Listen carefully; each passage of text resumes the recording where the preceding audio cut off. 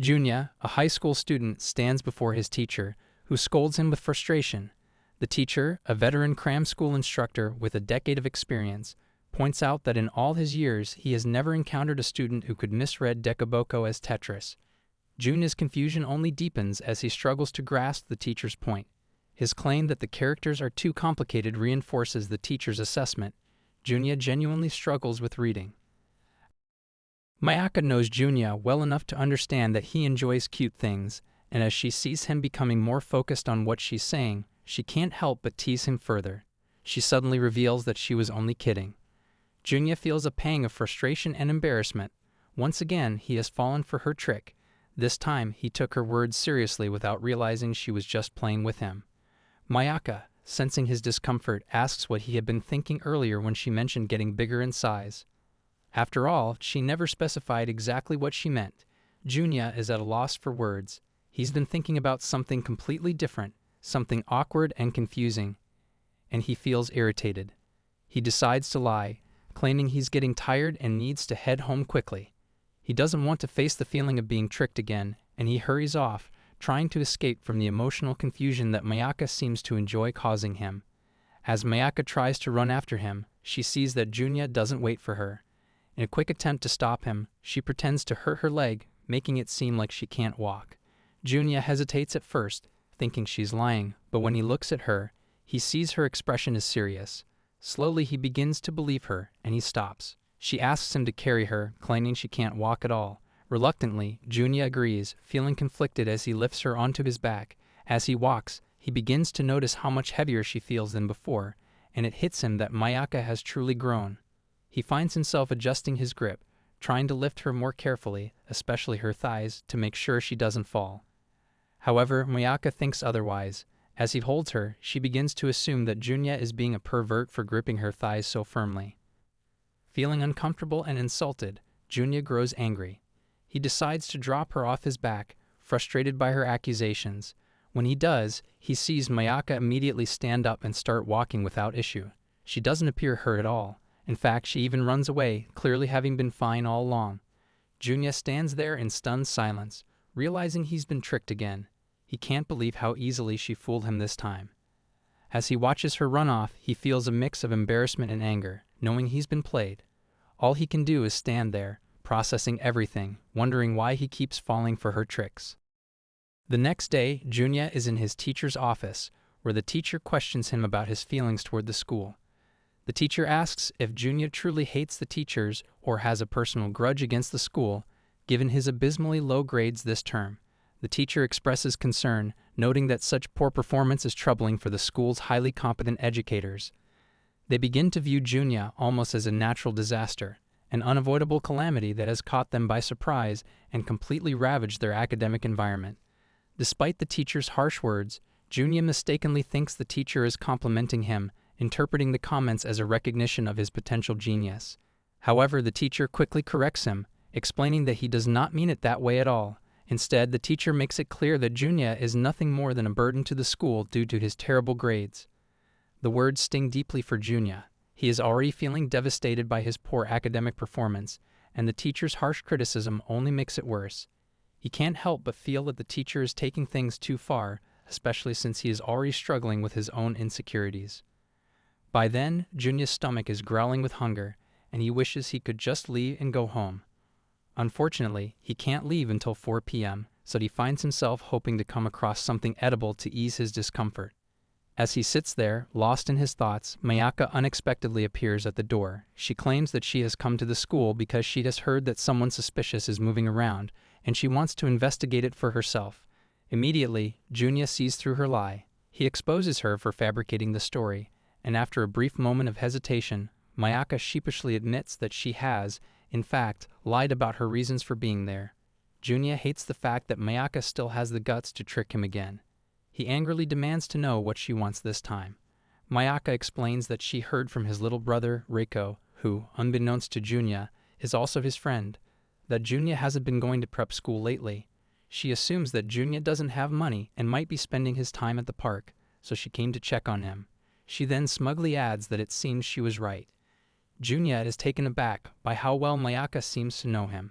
He had assumed that Reiko, Being in a different class wouldn't be able to spill the beans, but now it seems like Mayaka figured him out anyway. Mayaka, trying to tease him, jokingly suggests that maybe she should pursue zoology and become a zoologist, given that he seems to have the kind of talent for studying wild animals. Junya's temper flares. He knows she's referring to him as the animal she's talking about, and he realizes she's just come to mess with him. Annoyed, Junya asks if she doesn't have anywhere else to go. Mayaka responds that she knew he wouldn't be leaving until prep school is over for the day. Junya is shocked by how casually Mayaka avoids mentioning the class he skipped. She doesn't even bring it up, as if it's no big deal. Instead, Mayaka suggests they head to the gym, where they can make a bet. The first to reach the top will get to order the loser to do something.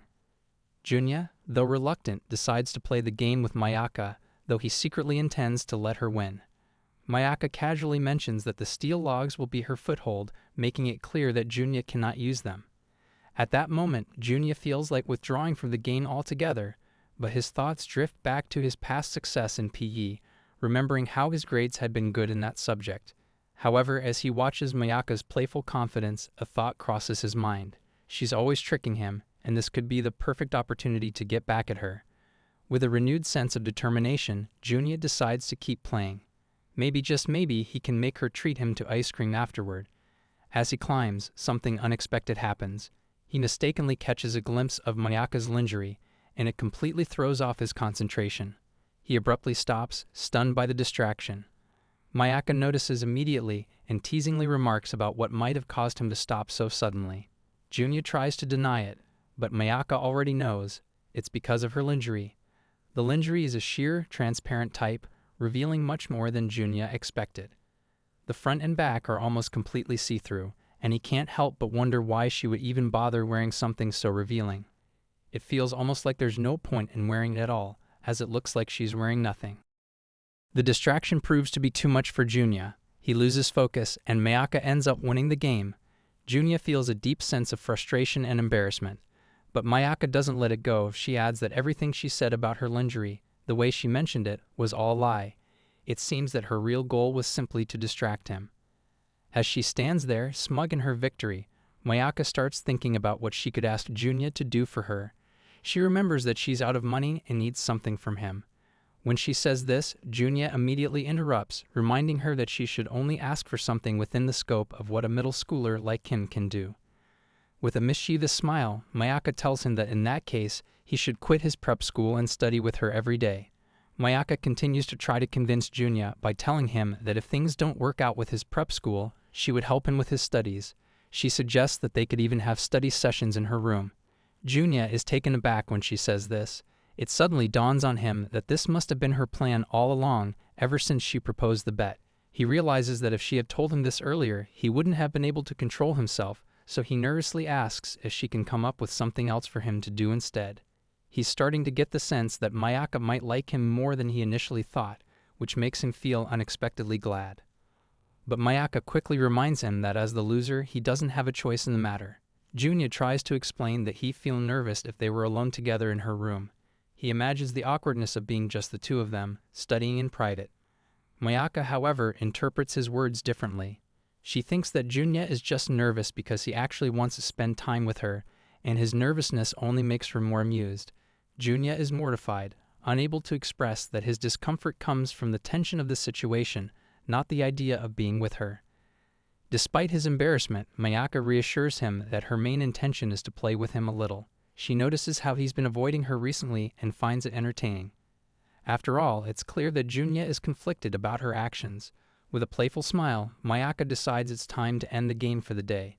She says that she's going back home now, but asks Junya to think over her offer. If he's serious about coming to her house to study, she'll be waiting for his answer. Junya stands there, feeling a mix of relief and confusion. It's clear that Mayaka has been toying with him, and he's not sure how to respond to her teasing. He knows he's in a tricky spot, and the idea of studying with her, in her room no less, makes him feel more nervous than ever. He doesn't know how to handle her anymore. Junya is in a good mood, having just received his allowance. He's excited to finally have a free day to enjoy himself. After a summer filled with classes and club activities, he's thrilled to have the day off with nothing to do. Standing alone, thinking about how to spend his time, he suddenly spots Mayaka and her brother Riku walking toward him. He's immediately taken aback. It's unusual for the two of them to come hang out together, so he's surprised to see them here. At first, Junya wonders if it's just a coincidence, but Mayaka quickly dispels that thought. She casually says that she already knew Junya would be at the arcade on the day he got his allowance, so they came specifically to find him. Junya is even more stunned now, especially when Riku, who is supposed to be his close friend, mentions that he thought Junya would be at home today. As they talk, Mayaka reveals that she knows more about Junya than Riku does. She points out that, in fact, she knows him better, even though Riku has been his friend for years. Riku, clearly taken aback by this statement, refuses to accept it. He argues that he has spent much more time with Junya, so it's impossible that his sister could understand him better. The two siblings bicker about it, and eventually, they both agree to ask Junya himself to settle who knows him better. Riku then says he's going to the upper floor of the arcade, expecting Mayaka to follow him. But to Junya's surprise, Mayaka shakes her head and says she's not going. She clearly doesn't enjoy hanging out up there, while Riku loves it. That's when Junya realizes the truth. Mayaka didn't come to the arcade because of Riku, she came because of him. Mayaka looks at Junya with a playful smile and asks him to get her a toy from the crane game. Junya hesitates, telling her that Riku, her brother, is much better at playing those games than he is. But Mayaka insists that she wants him to do it, not Riku. After a moment of thinking, Junya agrees to try his luck, but only for a little while. If he doesn't get it, he promises he'll give up. Mayaka appreciates his willingness to give it a try, and with that, he starts playing the crane game. As he focuses on the game, a group of guys suddenly approaches. They seem to know Mayaka, calling out her name as they walk over.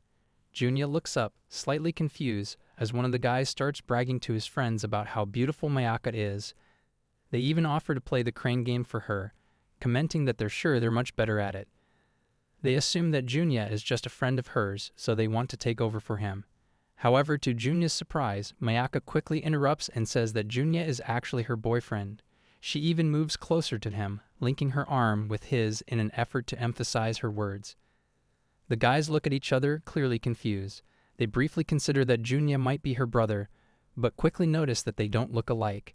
After a moment of silence, they reluctantly accept what Mayaka says, though they don't seem entirely convinced. Junya, unsure of how to react, decides to play along with Mayaka's lie. He knows she's a popular person, and he doesn't want to cause a scene. He's also a little flattered that she would go out of her way to pretend he's her boyfriend in front of these guys. Once the guys leave, Mayaka explains that one of them has been pursuing her for a while, which is why she came up with the lie. Junya, trying to be helpful, advises her to tell the guy clearly if she's not interested in him. Mayaka agrees, saying she's already rejected him several times, but the guy keeps asking her for reasons. She tells Junya that she doesn't like him because they've never even been on a date, yet the guy acts as though they're already a couple. That's why she's been trying to avoid him at school. The conversation takes an unexpected turn when Mayaka casually asks Junya if he would give her a Purikura kiss. Junya looks at her, completely confused. He has no idea what a Purikura kiss is. Mayaka, noticing his confusion, casually explains that she saw a picture of it on her friend's phone, and now she's curious about it. Mayaka looks at Junya with a mischievous smile and asks him to take a Purikura kiss photo with her. Junya is stunned, unsure if she's joking. He thinks it must be a lie or some kind of prank, but as he watches her, he starts to believe that maybe she's serious. He nearly dismisses the idea, but then he notices that Mayaka has already put money into the photo booth, making it clear that she wasn't just playing around. Seeing the uncertainty in Junya's eyes, Mayaka casually tells him that if he can't trust others, it's because of his own heart. Her words catch him off guard, but he's still bothered by the thought of taking a photo like that with her. He asks, almost reflexively, why she doesn't just do it with her younger brother, Riku, instead. Mayaka's answer is simple, but it hits him with a strange clarity. She says it would be creepy to do that. Then she adds something unexpected. She tells Junya that she hasn't taken Purikura with anyone since elementary school. The admission lingers in the air, and Junya finds himself even more confused about what's going on in her mind. Junya wonders if Mayaka is just treating him like some kind of pet, toying with him for her amusement. He starts to question whether she's just playing around with him or if there's something deeper to her actions. Despite all of this, he finally agrees to take the photo with her. As they stand in front of the booth, Mayaka gives him a playful nudge, and asks him to act more like a boyfriend so they can get good photos. She tells him to think of it as helping her, and her tone makes it clear that she expects him to play along, even if it feels strange. Junya is left feeling embarrassed, but also strangely compelled to follow her lead. Mayaka, with a mischievous glint in her eye, suggests that they should kiss to make their Purikura photos more convincing. Junya is shocked, his face turning bright red as he stumbles over his words. Mayaka notices his reaction and quickly explains that he's the only male friend she can ask to do something like this with her. She adds, almost casually, that if he dislikes it, he can just think of it as being kissed by a dog or cat, something harmless. Junya, still unsure of what to do, suddenly feels a rush of nervousness. Without thinking, he grabs her by the shoulder, trying to play along but unsure of where this is going. Mayaka, expecting him to back out or act awkwardly, closes her eyes, preparing for the kiss. For a moment, Junya feels a sense of confusion and tension in the air. Is this really happening? But then, just as he leans in, he realizes something. She's not being serious. It's all a tease. Mayaka is enjoying the reaction she's getting from him, and he can't help but feel both embarrassed and a little frustrated. He almost kisses her, but at the last second, an announcement interrupts them, echoing through the arcade. The photo session is over, and they need to move to the doodle corner. Junya, feeling a mix of relief and disappointment, stands there frozen for a moment. His heart is racing, and he can't quite process what just happened. The kiss that almost was, and yet they didn't even get to have it. Junya can't help but feel embarrassed when he sees the Purikura picture that captures the exact moment he's about to kiss Mayaka. His face turns even redder as he stammers, saying he will never believe anything she says again. The image feels like a permanent reminder of the awkward moment, and he's not sure whether to laugh or hide in embarrassment. As they stand there, a guy walks by carrying boxes of toys and notices them. He smiles and asks if they're taking Purikura, offering to join them for a picture.